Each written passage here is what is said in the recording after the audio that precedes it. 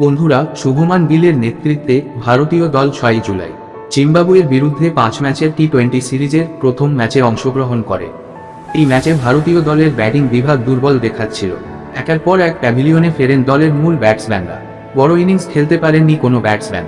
ভারতকে 13 রানে হারতে হয় ম্যাচটি। পরাজয়ের পর ম্যাচের সাক্ষাৎকারে গিল বলেছেন, জিম্বাবুয়ের বিপক্ষে কেন আমরা এত বাজেভাবে হেরেছি জানেন? আমি যদি শেষ ওভার পর্যন্ত থাকতাম তবে ম্যাচের ফলাফল পরিবর্তন হতে পারত। এর বাইরে দলের নানা ত্রুটি কথাও বলেছেন তিনি। শুভমান গিল বলেন, 8 বছর পর ভারতকে 13 রানে হারিয়ে অভিযান শুরু করল জিম্বাবুয়ে। আমরা খুব ভালো বোলিং করেছি, মাঠে নিজেদের হতাশ করেছি। আমরা মানসম্পন্ন ছিলাম না এবং প্রত্যেক খেলোয়াড়কে একটু শুকনো লাগছিল। আমরা সময় নেওয়ার এবং আমার ব্যাটিং উপভোগ করার কথা বলেছিলাম, কিন্তু এটি সেভাবে ঘটেনি। টার্গেটের অর্ধেক যেতেই আমরা 5 উইকেট হারিয়ে ফেলেছিলাম।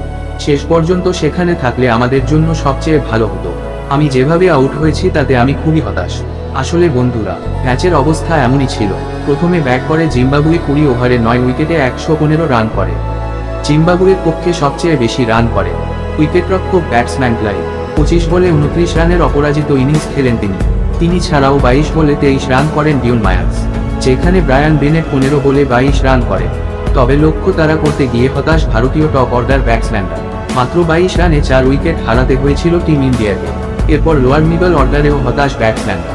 ভারতীয় দল 19 ওভার 5 বলে 102 রানে গুটিয়ে যায়।